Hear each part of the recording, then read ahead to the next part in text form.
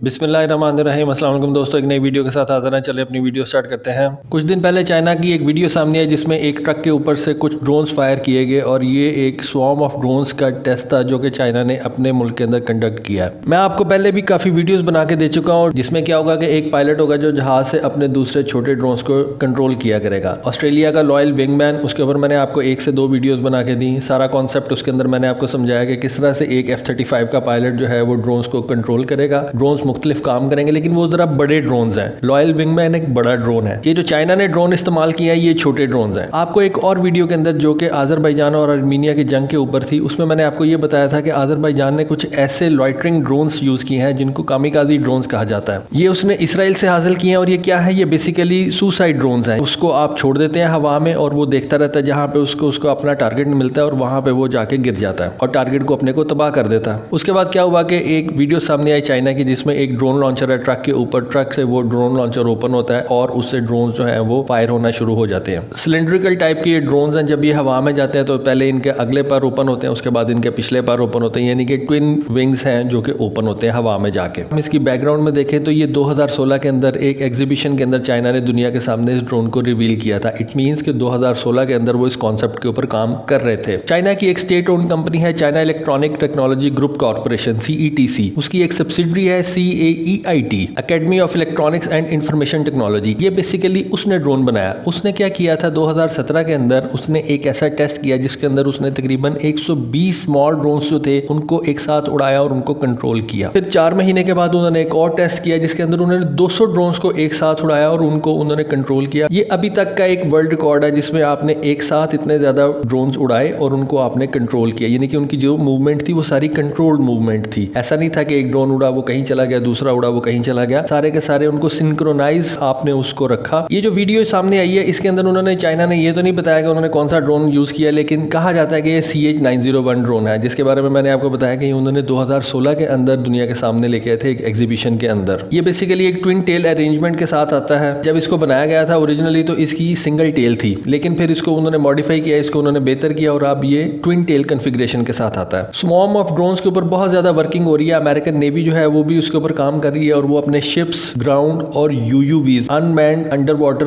Vehicles के ऊपर से भी वो ड्रोन्स जो है उनको लॉन्च करने के तजर्बे कर चुकी है। अब ये जो चाइना की वीडियो है इसके अंदर हम देख सकते हैं कि 2 हेलीकॉप्टर से भी सेम तरह के तजर्बे जो है वो उन्होंने किए। सेम सिस्टम एक अमेरिका ने भी बनाया हुआ है, अमेरिका ने डेफिनेटली पहले बनाया हुआ है, उसका नाम है कोयोटी। उसके बाद एक वीडियो में मैंने आपको ये दिखाया था कि FA-18 से भी अमेरिका ने बहुत छोटे छोटे स्वॉर्म ऑफ ड्रोन्स जो है उनका उन्होंने तजर्बा किया, लेकिन वो बहुत छोटे हैं, उनकी रेंज भी इतनी ज्यादा नहीं हो सकती और मेरा नहीं ख्याल कि वो किसी भी चीज को नुकसान पहुंचा सकते हैं या वो इवन कामिकाज़ी हो सकते हैं। इतने छोटे ड्रोन से आप और किस्म के काम ले सकते हैं। आप दुश्मन की कम्युनिकेशन को डिस्टर्ब कर सकते हैं, आप उसके ऊपर इलेक्ट्रॉनिक वॉरफेयर अटैक कर सकते हैं इतने छोटे ड्रोन से। और कुछ नहीं तो आप दुश्मन की कम्युनिकेशन के अंदर इंटरफेरेंस ही लेके आ सकते हैं जिससे उसकी कम्युनिकेशन डिस्टर्ब हो जाएंगी और वो अपना पीछे कमांड सेंटर से बात नहीं कर सकेगा। तो ड्रोन्स का बहुत ज्यादा फायदा है। आप उनको एज सुसाइड ड्रोन्स भी यूज कर सकते हैं, आप उनको किसी भी तरह के अटैक के लिए यूज कर सकते हैं। वो इलेक्ट्रॉनिक अटैक हो सकता है, वो किसी किस्म का कम्युनिकेशन जैमिंग अटैक हो सकता है, किसी भी किस्म का अटैक हो सकता है। अब ये जो वीडियो आई है सामने इसमें एक दिखाया गया है कि एक सोल्जर जो है वो किसी एक टैबलेट की तरह का उसके ऊपर काम कर रहा है और इन ड्रोन्स को कंट्रोल कर रहा है। फिर उसके बाद एक IR कैमरे से भी उसकी फुटेज जो है वो दिखाई गई। फिर एक ये दिखाया गया कि वो एक टारगेट की तरफ बढ़े और टारगेट को हिट करते हैं। और जितना ये दिखाया गया इससे ये नजर आता है कि ये जो सिस्टम है सारे का सारा ये मैच्योर है और चाइना इसके ऊपर जैसा कि मैंने बताया तकरीबन 4-5 साल से काम कर रहा है। तो ये ऐसा लगता है कि ये ऑपरेशनल है सिस्टम। चाइनीज नेवी और चाइनीज एयरफोर्स या आर्मी इसको फील्ड के अंदर यूज कर रही है। अब मैंने अपने थंबनेल के अंदर ये कहा कि एयर डिफेंस सिस्टम जो है वो बहुत ज्यादा चेंज होते जा रहे हैं। अब आप ये देखें इतने ज्यादा छोटे अगर ड्रोन्स होंगे तो क्या उनको ड्रोन्स को मारने के लिए आप S-400 को यूज करेंगे? एक तो इन ड्रोन्स की इतनी ज्यादा रेंज होती नहीं है, तो आप किस किस्म का एयर डिफेंस सिस्टम जो है वो यूज करेंगे? अब एक बात कही जा रही थी कि ये जो short range surface to air missiles हैं ये खत्म होते जा रहे हैं, ये रिडंडेंट होते जा रहे हैं। ठीक है इनके यूज है बैटलफील्ड के अंदर लेकिन इतना ज्यादा नहीं है। लेकिन इन ड्रोन्स ने इन सरफेस टू एयर मिसाइल ये जो short range surface to air missiles हैं इनका यूज बहुत ज्यादा बढ़ा दिया है। अब डेफिनेटली जैसा कि मैंने कहा कि इतने छोटे ड्रोन को आप एक S-400 से तो नहीं गिराएंगे। कितने S-400 आप चलाएंगे तो इतने ज्यादा ड्रोन जो हैं उनको आप गिराएंगे। अब आपको सरफेस टू एयर मिसाइल्स ऐसे बनाने पड़ेंगे जो इतने ज्यादा स्वॉर्म ऑफ ड्रोन्स को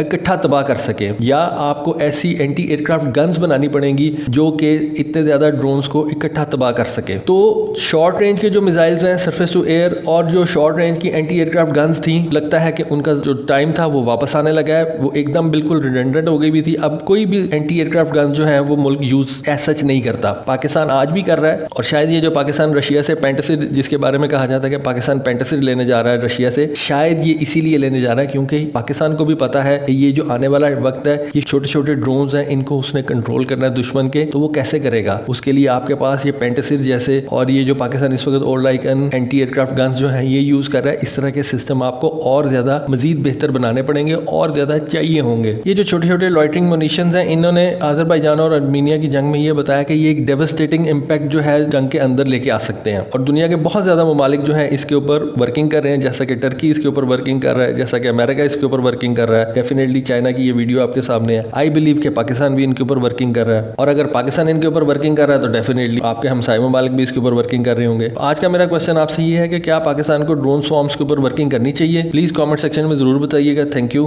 अल्लाह हाफिज।